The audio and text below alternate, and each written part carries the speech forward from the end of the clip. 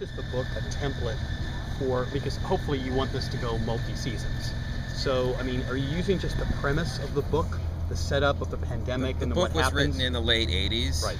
And it was a Cold War, nuclear war between U.S. and Russia, and so we really just used this essential premise of a ship with a captain and its crew lost at sea in a post-apocalyptic scenario, and really from there it's been our own invention, because we updated it 25 years later. It's a pandemic, not a nuclear war, and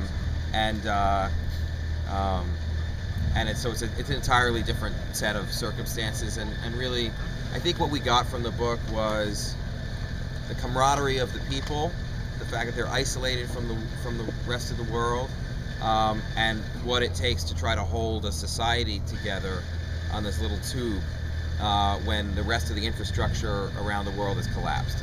Those are the sort of essential themes of the series, and but you can't read ahead. You can't read ahead to find out what happens. I think what Michael responded to is what Hank responded to, which is this great situation where you have these people who live by a code, who are disciplined and honorable, and are put into a situation that's completely in extremis, and have to figure out how to stay alive, how to stay together, how to keep their sanity and their sense of what the world means to them in this crazy situation. So it really started from Michael Wright saying this is a TV show, and we totally agreed.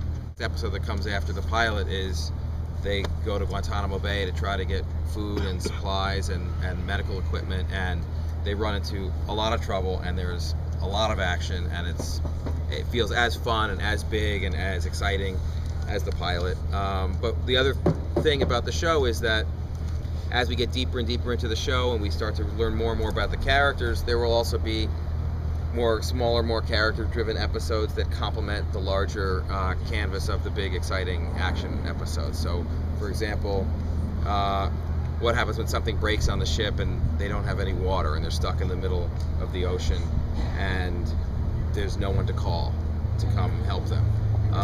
What happens when they think someone on the ship might have the virus, and now people want to get off the ship? How do they handle that? What happens when the doctor is ready to potentially test if she thinks she has a vaccine? She can't test it on people. They've got to go find monkeys. So where are we? Well, we're in the Atlantic Ocean. Let's go to Nicaragua. I think there's a monkey reserve there. I hope we don't find trouble there, but we might.